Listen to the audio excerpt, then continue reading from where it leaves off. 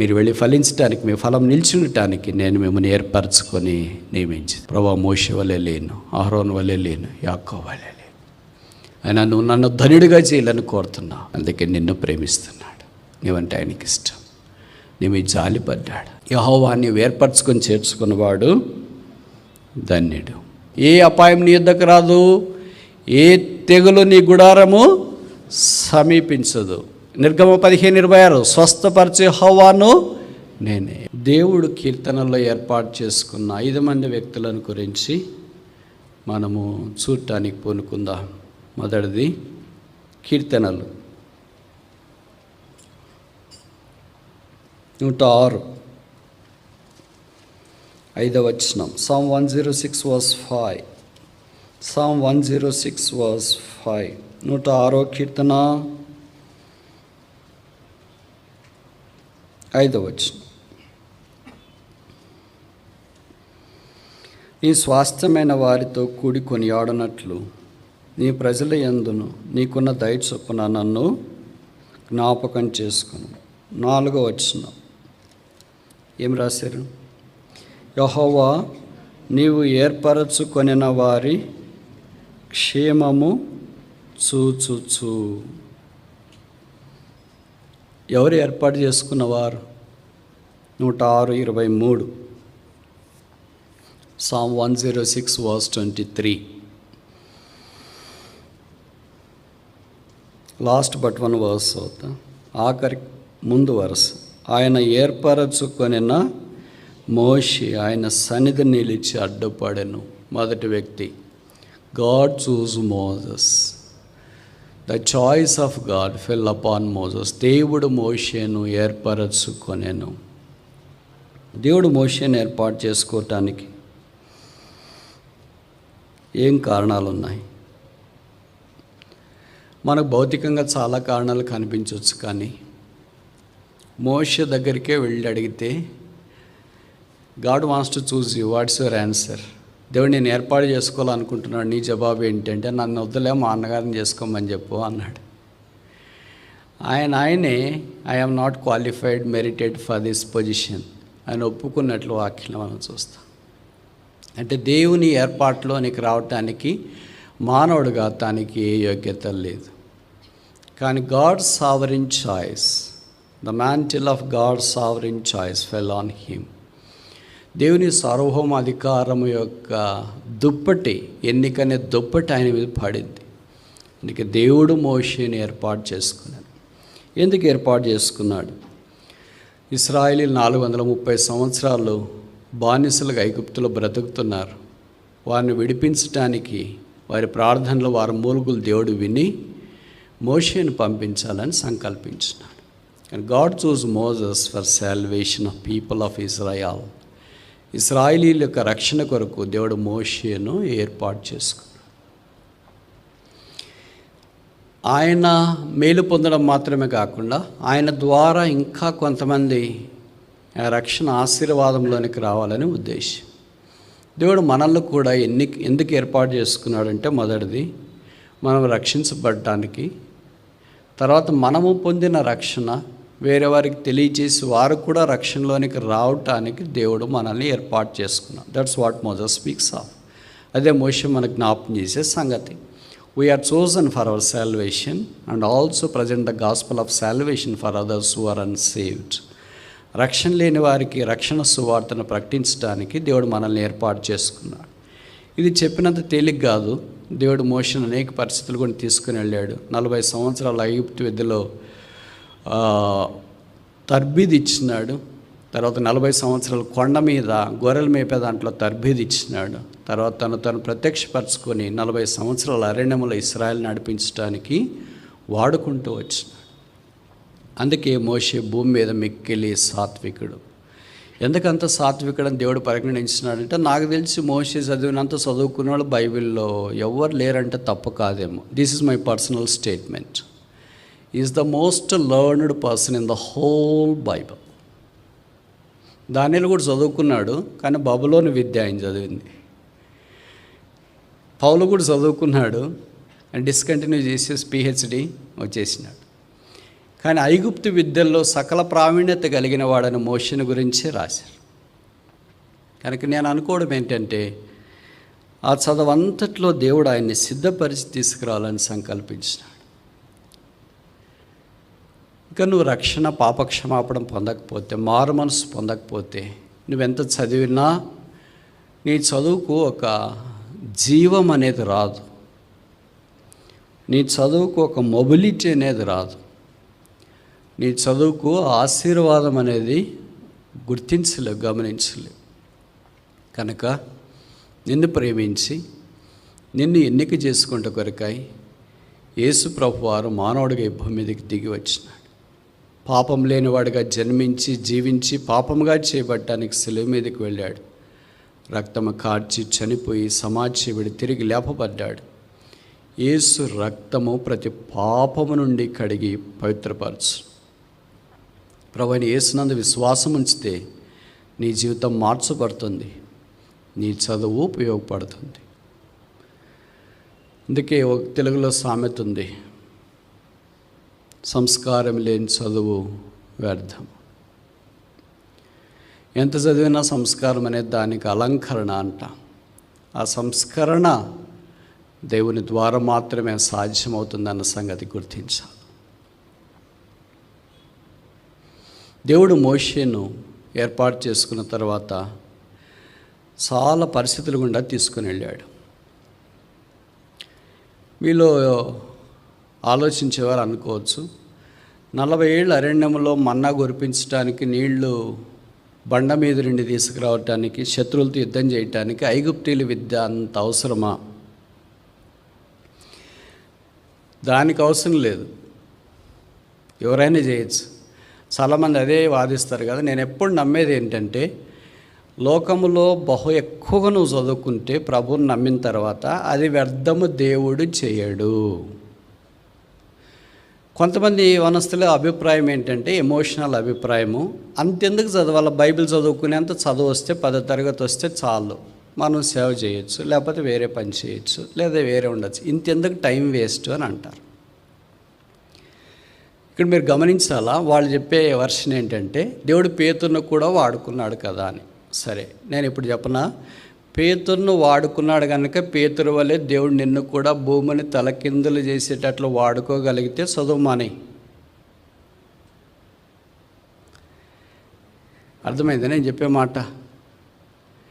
పేతురు వల్లే దేవుడు నన్ను కూడా భూమిని తలకిందులు చేసేటట్లు వాడుకోవటానికి సమర్థుడు. నేను ఫస్ట్ మెసేజ్ ఇచ్చిన వెంటనే 3000 మంది ఖచ్చితంగా రక్షించబడతారని నువ్వు నమ్మితే, నువ్వు చదువు మానేసి వచ్చేసి మొదటి మెసేజ్ ఎంతమంది రక్షించబడతారో తెలుస్తుంది. అలాగని చదువులేని వారిని నేను నిరుత్సాహపరుస్తున్నానని కాదు. నీకు అవకాశం ఉన్నప్పుడు ఎందుకు మానుకుంటావు? అట్లా కొంతమంది పొరపాట్లు చేసినారు యవనస్తులు. ఎందుకు చదువుకోవాలా? ఏదో దేవుని పని చేస్తాము, లేదా ఇంకో టెక్నికల్ సైడ్ పోదాం, వ్యాపారం చేస్తాం, అది చేస్తాం, ఇది చేస్తాం, అన్నీ నువ్వు చేయొచ్చు. బట్ దేవుడు నీకు అవకాశం ఇచ్చి ద్వారం తెచ్చినప్పుడు, దేవుడు మోషేను ఐగుప్తు ఫరో కుమారుడికి ఎందుకు చేసినాడు? చదువుకోవటానికి. అదే స్కాలర్షిప్, అది ఈజిప్షియన్ స్కాలర్షిప్ అంటారు దాన్ని. అది మనకు తెలియదు, కానీ దేవుడు సిద్ధపరిచినాడు కనుక అది మోషే దేవుడు వాడుకున్నాడు. ఇప్పుడు మీరు చెప్పండి, మోషే అంత చదవకపోతే బైబిల్లోని మొదట 5 పుస్తకాలు రాయడం చేత అవుతుందా? అంటే పరిశుద్ధాత్మ దేవుడు రాసినాడు, మరి మనం కూడా రాయొచ్చు కదా, మనం కూడా వాడుకోవచ్చు కదా. పరిశుద్ధాత్మ దేవుడు మోషేతో ఉన్న దేవుడు మాతో కూడా ఉన్న ప్రభావ మమ్మల్ని కూడా వాడుకొని 5 పుస్తకాలు రాసే సంగతి వదిలేయండి. 5 పుస్తకాలు ఒక అధ్యాయం అన్న గుర్తుపెట్టుకునే అవకాశం అన్న ఇస్తే చాలు మనకు. వంశావళి ఆదికాండం 5వ అధ్యాయంలో ఉంది. ఎవరైనా కంటతో చెప్పేవాళ్ళు ఉంటే చేయొద్దండి. నన్ లేరు, బట్ మోషే రాసినాడు. ఇలాంటి fabulous incidences in all the first 5 books of the Bible. కనుక నేను ఎప్పుడు అసలు ఏమి ఎంకరేజ్ చేస్తానంటే, నీకు అవకాశం ఉండి దేవుడు ద్వారం తెరిస్తే don't stop, don't quit from your studies, go all the way to the up stairs. ఎన్ని ఫ్లోర్లు వెళ్ళగలవో, ఎంత చదవగలవో అంత దాకా వెళ్ళు. మా చేత కాదు, కుదరదు, వీలు కాదు, ఇలాగా కష్టాలు ఉన్నాయి, బయటికి వెళ్ళటానికి లేదు, ఇవన్నీ వస్తూనే ఉంటాయి జీవితం అయిన తర్వాత. ఏ జీవితము పూల పాన్పు కాదు. చదువు పూలపాన్పు కాదు, సేవ పూలపాన్పు కాదు, బోధించడం కూడా పూలపాన్పు కాదు. అన్నిట్లో ముళ్ళుంటాయి.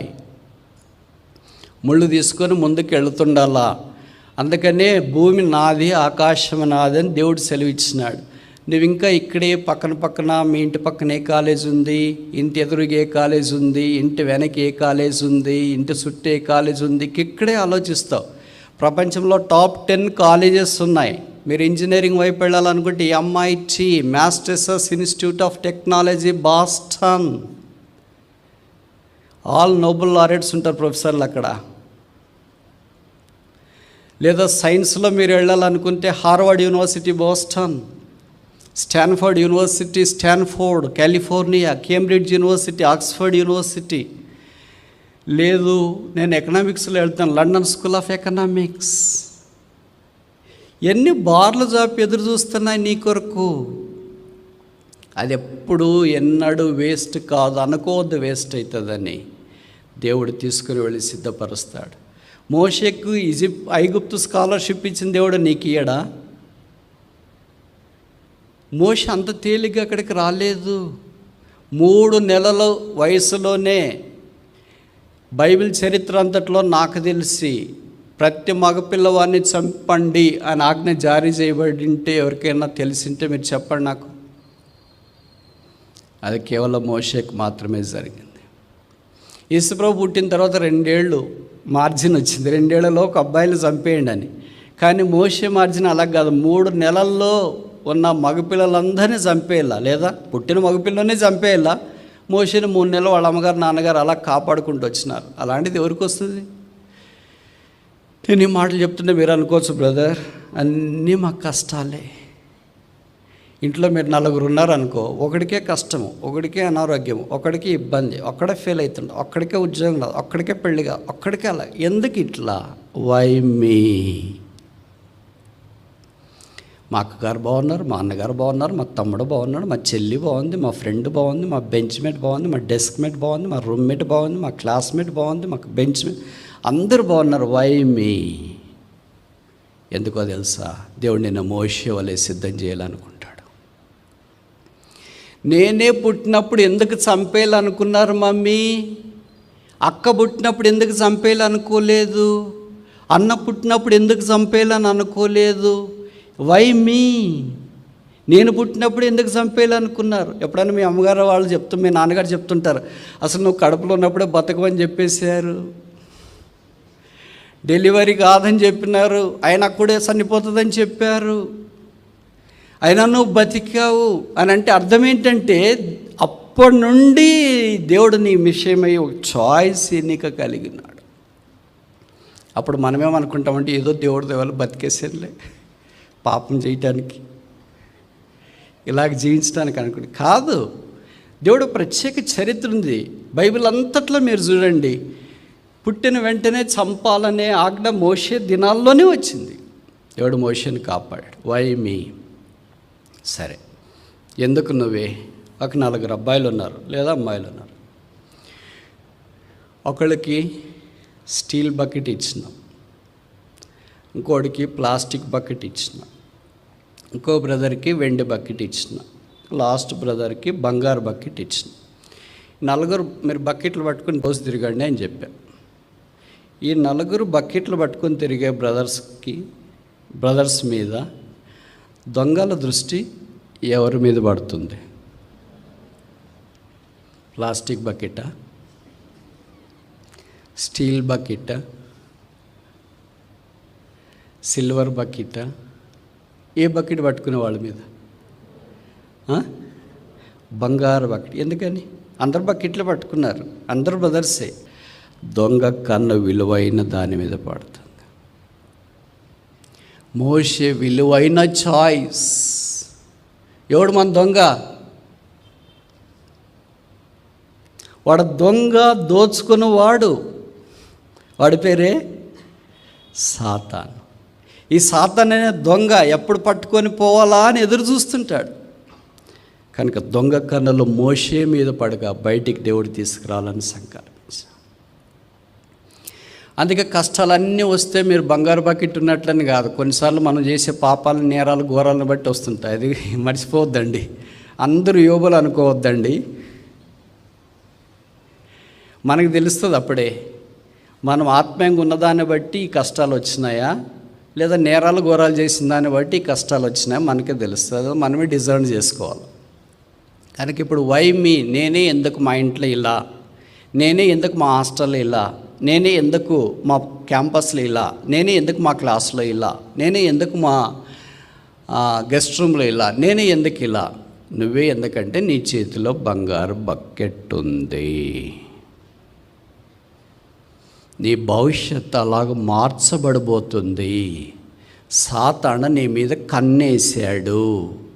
అది దేవుని యొక్క ఏర్పాటు. నీలో జరగకుండా వాడు ప్రయత్నం చేయాలని కోరుతున్నాడు.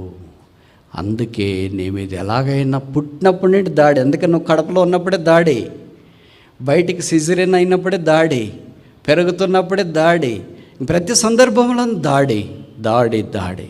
వైమి నువ్వు అనుకుంటున్నావు నేనే ఎందుకు ఇలాగైనా, అందరు బాగున్నారు, అందరు బాగున్నారు, అందరు బాగున్నారు. అందరు మోషేలు కాదు. Only one Moses, that's you. అదే నువ్వు రక్షించబడ్డావు. వేరే వారి రక్షణ కొరకు ప్రయాసపడాలి. దాని కొరకు దేవుడు ఏర్పాటు చేసుకున్నాడు. నీవు ఏర్పరచుకొని చేర్చుకున్నవాడు ధన్యుడు. మోషే అలాంటి ధన్యతలోనికి వచ్చినాడు. మరి మన సంగతి ఏంటి? రెండవది చూస్తామా? కీర్తనలు 105 అనుకుంటా. Psalm 105.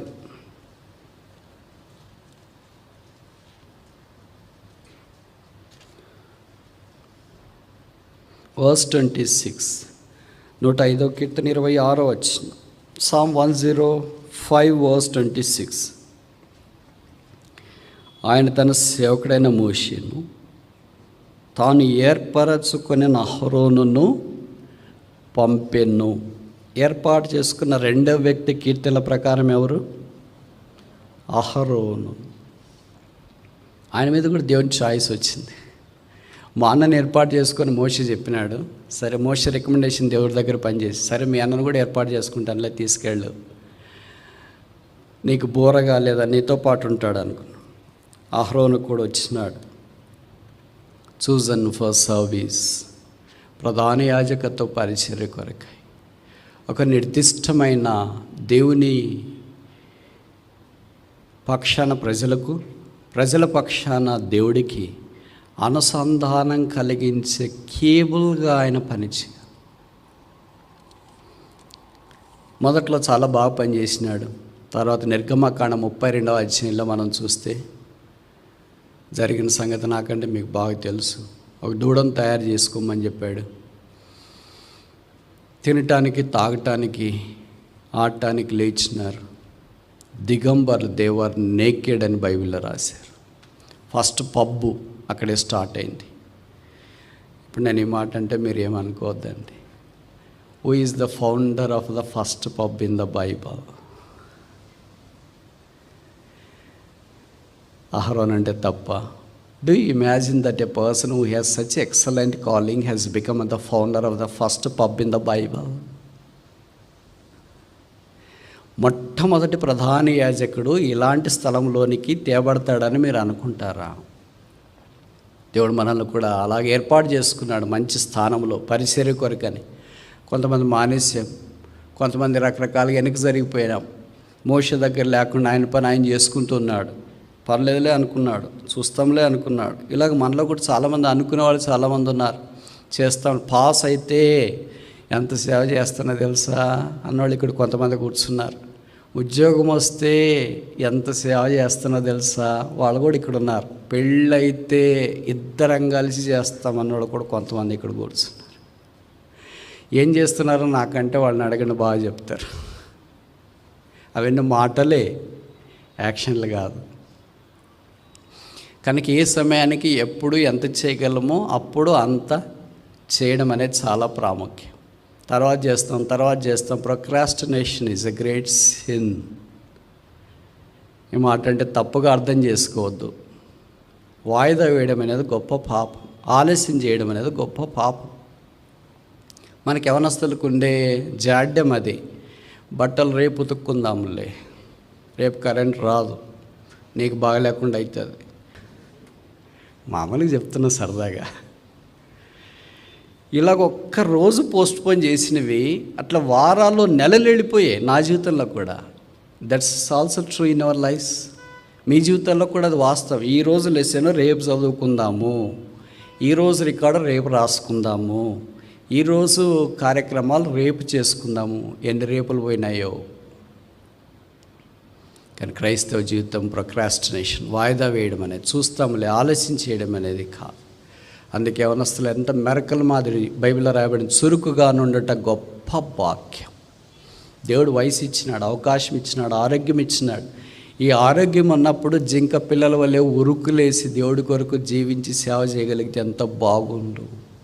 విచిత్రం ఏంటంటే ఇదంతా మనము కానిదాని కొరకు వాడుకొని కుళ్ళి కృషించిపోయి నష్టపోయి నేను బతకడం ఎందుకు, సస్తే సస్తా లేకపోతే లేదు ప్రభు అనే స్టేజ్కి వచ్చి అన్నీ అనారోగ్యాల పాలైపోయిన తర్వాత బాగాలేదు బ్రదర్ ప్రార్థించి,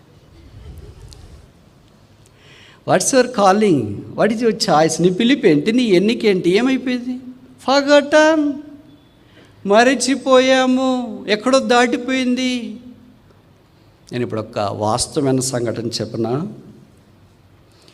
అది ఫిబ్రవరి 24వ తారీఖు 1988వ సంవత్సరం, బాంబే నగరం, Azad Gardens, Vidyabhavan, Saint Xavier schools మధ్యలో క్రికెట్ పోటీ. విద్యాభవన్ మొట్టమొదటి బ్యాటింగ్కి దిగింది.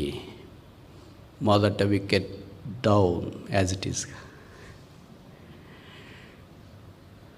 తర్వాత థర్డ్ బ్యాట్మెన్గా ఫస్ట్ డౌన్ అనుకుంటా ఒక వ్యక్తి వచ్చినాడు. ఆ తర్వాత రెండో వికెట్ డౌన్ అయింది. ఫోర్త్ బ్యాట్స్మెన్కి ఇంకో వ్యక్తి వచ్చినాడు. వారిద్దరు కలిసి 667 పరుగులు, ప్రపంచ రికార్డ్ ఏ ఫార్మెట్లోనైనా.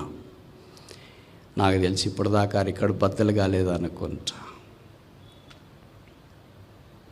ఆ తర్వాత వారిద్దరు చాలా గొప్ప వ్యక్తులయ్యారు. ప్రపంచం వారికి నీరాజనం పలికింది. ఆ కాలేజ్ సెయింట్ జేవియర్స్ పైన గెలిచింది. ఇది ఫిబ్రవరి 24, 1988లో జరిగిన చరిత్ర. వారిద్దరు మంచి మిత్రులు, ఒకే కాలేజ్ చదువుకున్నారు. ఒకరేమో ఆ తర్వాత చాలా గొప్ప స్థానంలోనికి వచ్చినారు, భారతరత్న అయ్యారు. గాడ్ ఆఫ్ ఇండియన్ క్రికెట్ అంటారు, కింగ్ ఆఫ్ ఇండియన్ క్రికెట్ అంటారు, మాస్టర్ బ్యాట్స్మెన్ అంటారు, క్లాస్ బ్యాట్స్మెన్ అంటారు. ఇంకా చాలా ఏదో పదాలు చాలా చాలా వాడుతుంటారు. ఆయన పేరే సచిన్ టెండూల్కర్. ఆయనకు అప్పుడు 15 సంవత్సరాలు. థర్డ్ డౌన్లో వచ్చిన ఆయన పేరు వినోద్ కాంబ్లే. ఆయనకు అప్పుడు 16 సంవత్సరాలు. ఆయన ఎక్కువ 349, 39 ఆయన కొట్టాడు. ఈయన 326 ఏమో కొట్టాడు. మొత్తము 600 పైచిలకి 700 తక్కువలో పార్ట్నర్షిప్. అది ప్రపంచ క్రికెట్ ద్వారాలు వారికి తెలిసింది. ఇప్పుడు నేను మీకు జ్ఞాపకం చేయాలని కోరేది ఏంటంటే, వినోద్ కాంబ్లే అక్కడే ఆగిపోయాడు. లాస్ట్ టెస్ట్ మ్యాచ్ 1995 వెస్టిండీస్ టూర్లో. అప్పుడు కాట్నీ వాల్ష్ బౌలరు, కెప్టెన్ కూడా. వాల్స్ తెలుసు మీకు, సాలిడ్ పర్ఫెక్ట్ జెంటిల్మ్యాన్. ఒక బౌన్సర్ వేసినాడు, దాన్ని ఎదుర్కోలేక హెల్మెట్కి తగిలింది. అప్పటి నుండి వినోద్ కాంబ్లే టెస్ట్కి గుడ్ బై చెప్పినాడు. 15 టెస్టులు ఆడాడు. 23 ఏళ్ళ వయసుకి టెస్టుల నుండి రిటైర్డ్ అయ్యాడు. ఇంకొక ఆయన పరుగుల ప్రవాహం, దాహం తీరలేదు అని రాస్తూ ఉంటారు పేపర్లో, అలాగయ్యాడు. ఏంటి తేడా ఇద్దరికి? 3 విషయాలు చెప్పాలనుకుంటున్నాను. మొదటిది డిసిప్లిన్, రెండవది డిటర్మినేషన్, మూడవది డ్యూటీ, బాధ్యత. కాంబ్లే పెద్దోడు. బైబిల్ క్రికెట్ పండితుల అభిప్రాయ ప్రకారము టెండూల్కర్ కంటే కాంబ్లేకి మంచి టెక్నికల్ స్కిల్స్ ఉన్నాయని, అడ్వాంటేజ్ లెఫ్ట్ హ్యాండ్ బ్యాట్స్మెన్ అని, ఏ వ్యక్తినైనా ఎవరు వినోద్ కాంబ్లీనేనా? కరెక్టేనా? Yes or no? ఓకే. ఆ టెక్నికల్లీ స్పీకింగ్ టెండూల్కర్ కంటే చక్కగా టెక్నిక్లో ఉన్నాడు. టెండూల్కర్దేమో వినోద్ కాంబ్లీతో పోలిస్తే అంత టెక్నిక్ లేదు అని. రైట్ హ్యాండ్ బ్యాట్స్మెన్ కనుక ఎప్పుడు డిసడ్వాంటేజ్ ఉంటుంది, లెఫ్ట్ హ్యాండ్ బ్యాట్స్మెన్కి ఉన్నంత అడ్వాంటేజ్ ఉండదు. కానీ ఈ మూడిటితో డిసిప్లిన్, డిటర్మినేషన్, డ్యూటీతో తేడా అయింది. ఇప్పుడు ఒక ఆయన భారతరత్న అయి పక్కన కూర్చొని ఉంటే, ఇచ్చిన ఆయనేమి అటు ఇటు తిరుగుతా రకరకాల హెయిర్ స్టైల్స్తోన అట్లా ఇట్లా ఏదో చిన్న చిన్న క్రికెట్ టీమ్స్కి కోచింగ్ ఇస్తా ఉన్నాడు. ఇది ప్రస్తుత స్థితి.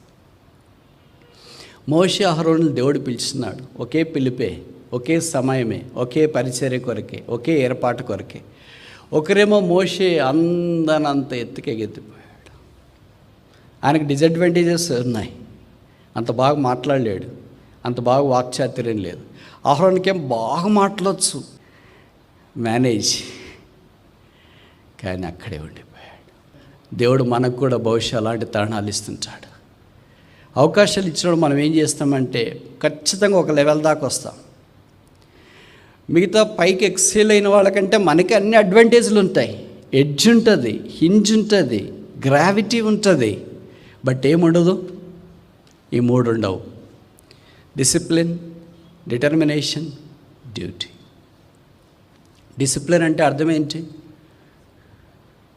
దీన్ని ఎట్లయినా మీరు అర్థం చేసుకోవచ్చు. ఏదైనా ఒక పని మనం చేయాలనుకున్నప్పుడు, ఒక దైవికమైన పని, వాక్యం చదవాలా, ప్రార్థన చేయాలా, సువార్తకి వెళ్ళాలి, పరిచయం చేయాలి, చదువుకోవాలా, కాలేజీకి వెళ్ళాలా, ఇవన్నీ ఒక సిస్టమేటిక్ డిసిప్లిన్గా ఉండాలి. ఉదయం లేయడము, భోజనం చేయడము, స్నానం చేయడం, కార్యక్రమాలు చేయడం. ఎప్పుడో 11కి లేచి అప్పుడే 11 అయిందా, టిఫిన్ చేస్తారమ్మా, టిఫిన్ వద్దు, ఒకేసారి భోజనం. ఇది ఒక రోజు 2 రోజులు అయితే పర్లేదు. అలసిపోయారు, రాత్రి నిద్రపోయారు, ఏదో పెళ్ళిళ్ళకి వెళ్ళారు, ఇంట్లో ఫంక్షన్, మందిరంలో మీటింగ్స్ అంటే ఇట్స్ ఓకే. ప్రతిరోజు ఇదే కార్యక్రమేనా?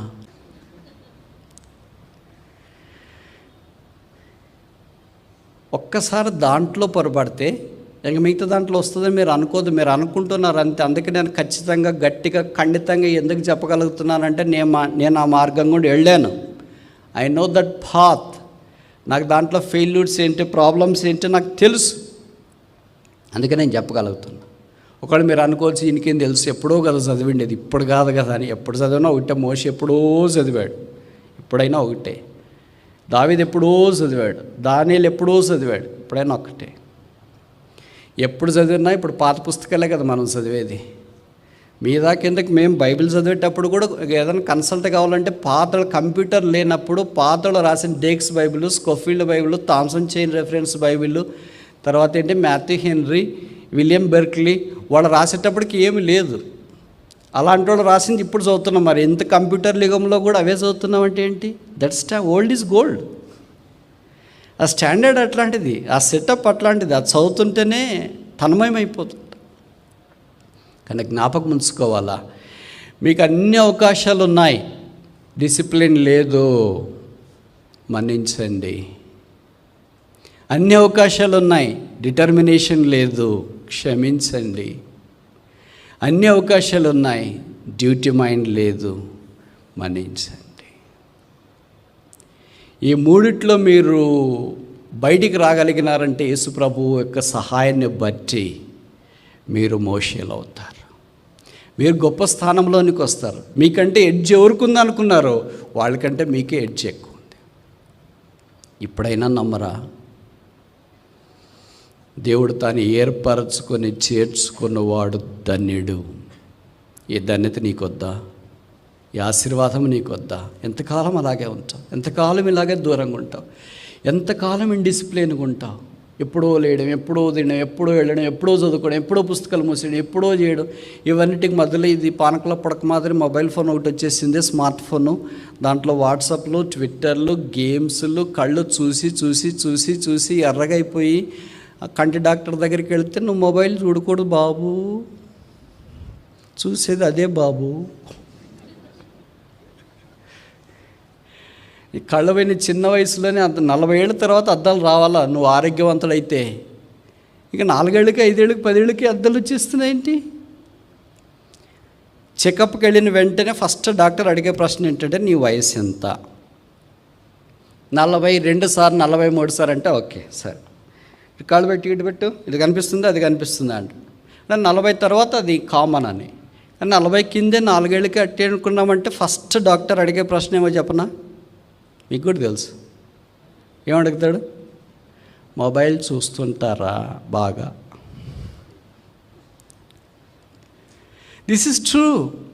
దాని మీద కూడా నీకు కంట్రోల్ లేదు, దాని మీద కూడా డిసిప్లిన్ లేదు, దాని మీద కూడా డిటర్మినేషన్ లేదు. ఎవరో వచ్చి నీకు చెప్పాల్సిన పని లేదు. అమ్మా మొబైల్ ఆఫ్ చేయి, అబ్బాయి మొబైల్ ఆఫ్ చేయి, గేమ్స్ ఆఫ్ చేయి, వాట్సాప్లు ఆఫ్ చేయి, చదువుకో అని ఎవరో చెప్పాల్సిన పని లేదు. నువ్వు రక్షించబడ్డావంటే ఎవరో చెప్పేదాకా ఎందుకు కాసుకుని ఉంటావు? మీ నాన్నగారు అమ్మగారు ఎందుకు చెప్పాలా? ఇతరులు ఎందుకు చెప్పాలా? టీచర్ ఎందుకు చెప్పాలా? క్లాస్మేట్లు ఎందుకు చెప్పాలా? నువ్వు రక్షించబడ్డావంటే నీకు నువ్వే. పరిశుద్ధాత్మ దేవుడు నీ హృదయంలో ఉన్నాడు కదా, మరి ఆయన మంచి బోధకుడు కదా, ఆయన చెప్పట్లేదా? చెప్తున్నా పడించుకోవట్లే అంతే. అందుకని ఇలాగైపోయాం, నెమ్మది లేదు. అసలు నేను చేయిస్తే దానివల్ల ఏం ప్రాబ్లం బ్రదర్ అనేవాళ్ళు ఇక్కడ కొంతమంది ఉన్నారు. అన్నిటికీ ప్రాబ్లం మనమే తెలుసా? ఇంకోసారి చెప్పనా? వాస్తవాలు మాట్లాడితే కఠినంగా ఉంటుంది. ట్రూత్ ఈజ్ ఆల్వేస్ బిటర్ ప్యావ్, లై is always a sweet biscuit. మేము బిస్కెట్లు ఫ్యాక్టరీలు పెట్టలేదు, సోపుల ఫ్యాక్టరీలు పెట్టలేదు, ఇక్కడ మందుల షాపులే పెట్టింటాం. అర్థమైంది అనుకుంటా. అంటే మీరు డిసిప్లిన్కి లేకుండా, డ్యూటీ లేకుండా, డిటర్మినేషన్కి లేకుండా ఉంటే ఏమవుతుంది? క్రమం తప్పుతుంది. సమయానికి చదువు ముగిదు, సమయానికి ఉద్యోగం రాదు, సమయానికి పెళ్ళి కాదు. ఇవన్నీ సమయానికి కాకపోయేటప్పటికి ఏమవుతుంది? నీకేం కాదు, వయసు తప్ప. మీ అమ్మగారు నాన్నగారు ఉంటారు, వాళ్ళకి మా పాప ఇలాగైంది, మా అబ్బాయి ఇలాగైపోయాడు, వాడు చదువు అవ్వలేదు, పెళ్లి చేస్తామంటే ప్రపోజల్స్ లేదు, ఉద్యోగం రాలేదు, ఏం చేయాలి ఆలోచించి నిద్రలు పట్టక బీపీ షుగర్ పెరిగి పడిపోతే ఏం చేయాలో? నువ్వే హాస్పిటల్కి తీసుకెళ్ళాలి. డాక్టర్లు ఏం చెప్తారు? ఎందుకు ఇవన్నీ వచ్చినాయి? ఏమైనా ఆలోచిస్తున్న స్ట్రెయిన్ తీసుకోవద్దండి. ఎక్కడి నుండి వచ్చింది స్ట్రెయిన్? పిల్లల నుండి స్ట్రెయిన్. పిల్లలు అంటే ఎవరు? యవనస్తులు, మన నుండి స్ట్రెయిన్. సరే డాక్టర్ అని వస్తారు, మళ్ళీ వచ్చిన తర్వాత స్ట్రెయినే. చివరికి వాళ్ళకి బాగాలేకుండా అయిపోవడము, ఇంకా జరగకూడదు జరిగిపోవడం, వాళ్ళు ఏమైనా కావడము, ఆ తర్వాత మనకు కలిగే నష్టము అపార. ఇదంతా భౌతికంగా. ఆత్మీయంగా వారి తర్వాత ఇంకో తరం రావాలి కదా. దేవుని మందిరంలో యవనస్తులు స్తంభాల వలె ఉండాలి కదా, చెక్కబడిన కంబాల వలె ఉండాలి కదా. దేవుని వాక్యము, పాటలు పాడడము, తర్వాత దేవుని పరిచయంలో పాలు పొందుట, క్రీస్తు కొరకు సాక్షులుగా ఉండాలి కదా. మరి ఆ తరం రాకపోతే ఇంకెలాగా? శూన్యత ఏర్పడుతుంది అక్కడ. శూన్యత ఏర్పడితే సంఘం చచ్చిపోతుంది. శేషం నిలబడకపోతే సంఘం సంగతి ఏంటి? కనుక ఇంత భవిష్యత్తును దేవుడు దృష్టిలో ఉంచుకొని మనల్ని ఏర్పాటు చేసుకొని ఆవరణంలోనికి తీసుకొని వస్తే మనం మోషే వలె లేకుండా, అహరోను వలె లేకుండా బహుశా మనకిష్టం వచ్చినట్లుగా ఉన్నామేమో. యెహోవాని ఏర్పరచుకొని చేర్చుకున్నవాడు ధన్యుడు. 2 విషయాలు చూసిన. మూడవది చూస్తామా? కీర్తనలు.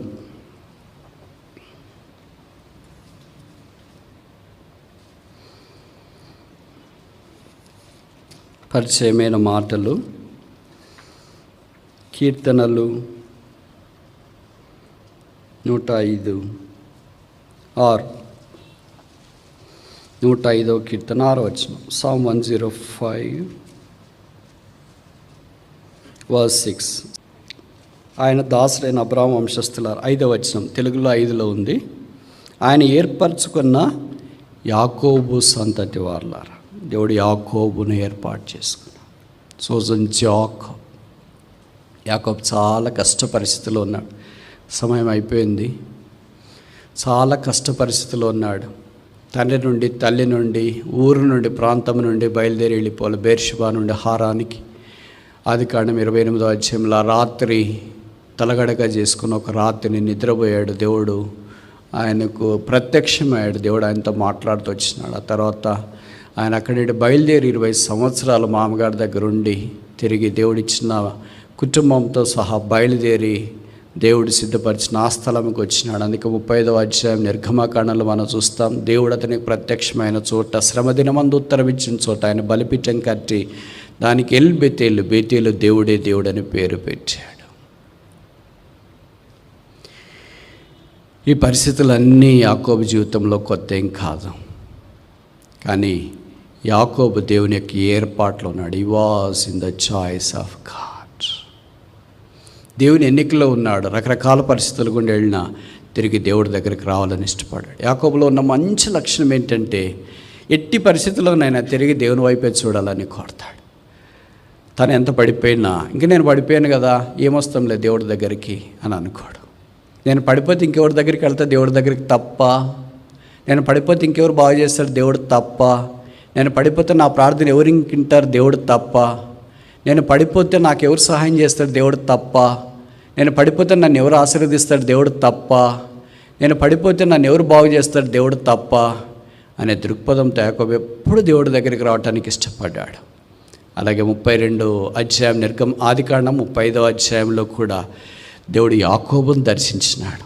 సర్వశక్తి గల దేవుడను, నీలో నుండి రాజులు వస్తారు. దేవుని ఛాయిస్ అలా ఉంటుంది. ఎప్పుడైనా మనం ఊహిస్తామా ఒక సామాన్యంగా పారిపోతున్న వ్యక్తి యొక్క జీవితంలో రాజులు వస్తారని? బ్రదర్ ఏం చేయాలి బ్రదర్, మీరు చెప్పే వాక్యానికి రియల్ టైం లైఫ్కి చాలా తేడా ఉంది. 180 డిగ్రీలు అనేవాళ్ళు ఇక్కడ ఉన్నారా? ఖచ్చితంగా ఉన్నారు. మీరు ఇక్కడ ఫ్యాన్ కింద నిలబడి మైక్ ఎదురుగా ఆన్లైన్లో లైవ్లో యూట్యూబ్లో చెప్పినంత తేలిక కాదు బ్రదర్ జీవితము. ఎస్ దట్స్, అది నేను కూడా చెప్తున్నా కదా, అంత తేలికేం కాదు. విషం తిన్నా జీర్ణం అవుతుంది క్రైస్తవుడికి. అలాగే చెప్పినా ట్రై చేయొద్దు. ఇంత దాకా చెప్పిన వాక్యం మానేస్తారు, ఇదే పట్టుకొని ఉంటారు. అర్థం ఏంటంటే కష్టమైన, ఎత్తైన, వంకరైన, చీకటైన, అగాధమైన లోయలైన దేవుడు వాటిని చేయటానికి ఒక నిరీక్షణ మనకుంది.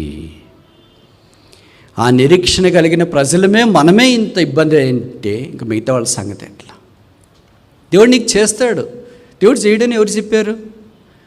దేవుడు చేయడని మనం ఎందుకు అనుకుంటున్నామంటే దేవుడు కూడా మనలాంటి చెడ్డోడే అని అనుకుంటున్నాం. చెడ్డోడే కదా మంచి పని చేయకుండా ఉంటాడు. మంచిది కదా ఇది? Is it not true? చెడ్డ వ్యక్తి కదా మంచి పని చేయకుండా ఉంటాడు. మంచి వ్యక్తి మంచి పని చేస్తాడు. యెహోవా మంచివాడు, ద లార్డ్ ఈజ్ గుడ్, యెహోవా ఉత్తముడని రాసినారు కనుక ఆయన ఖచ్చితంగా మంచి పని చేస్తాడు. ఆయన చేసి సమర్థుడు. ఇవన్నీ చరిత్రలు ఎన్నో ఉన్నాయి. బైబిల్ చరిత్ర అంతా అలాంటిది. లోకంలోకి చరిత్ర అంతా అలాంటిది. అది ఫిబ్రవరి 11వ తారీఖు 1847వ సంవత్సరం. మనకు స్వాతంత్రం రాక మునుపు కరెక్ట్ 100 సంవత్సరాలు. అమెరికా దేశం, అందమైన దేశం, కళల ప్రపంచం. 2 దంపతులు ఉన్నారు. పేరు నాన్సీ మేడం, పేరు టీచర్. భర్త పేరు శామ్యాల్.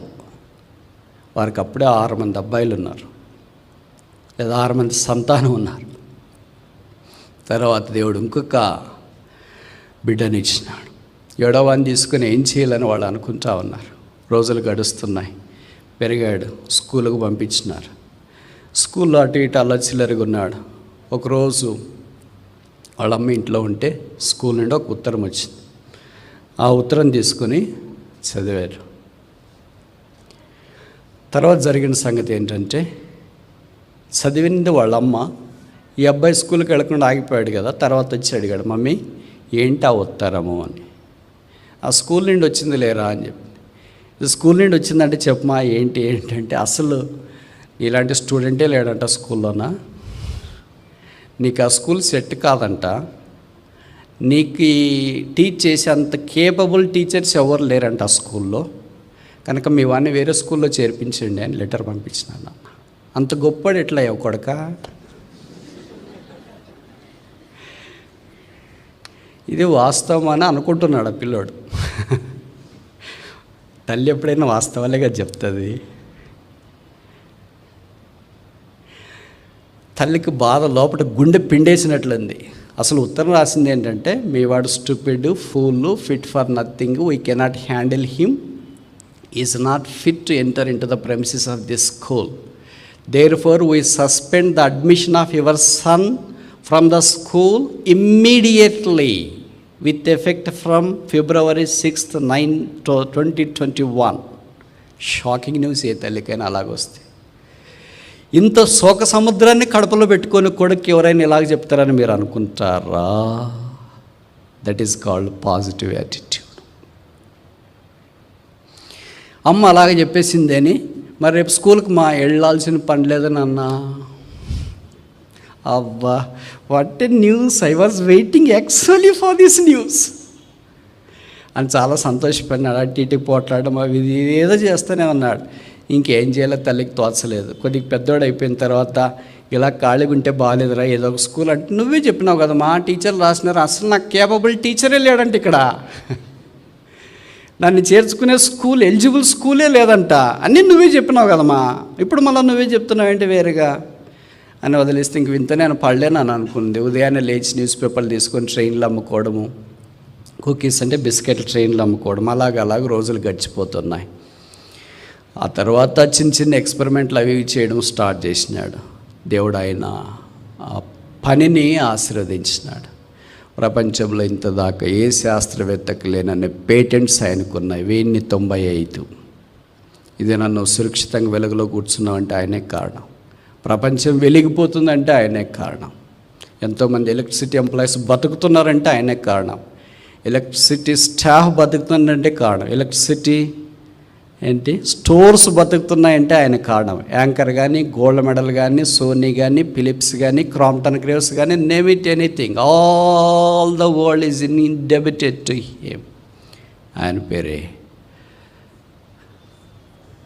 Thomas Alva Edison. A man who was not fit even to enter into the school has rocked the whole world with the help of a God. This is possible with God. దేవుడితో ఇది సాధ్యము. ఇవన్నీ stories brother అనొద్దండి. Light స్టోరీనా? ఇక్కడ light story అని చెప్పండి, ఎవరైనా చేయొద్దండి. Fan story అని చెప్పండి, బయట వీధి లైట్ ఒక స్టోరీ అని చెప్పండి, ఎలక్ట్రిసిటీ డిపార్ట్మెంట్ ఒక స్టోరీ అని చెప్పండి, ట్రాన్స్కో ఒక స్టోరీ, జెన్కో ఒక స్టోరీ, పవర్ స్టేషన్ ఒక స్టోరీ, లైట్లన్నీ ఒక స్టోరీ. ఎవరైనా చెప్తారా? Recording story. అసలు ఇది ఎవరు కనిపెట్టారు అనుకున్నారు? ఆయనే. ఏ ఎక్స్పెరిమెంట్ అని చెప్పు, సాధారణంగా ఆయనే ఉంటాడు. దేవుడు అలాగ చేసి సమర్థుడు.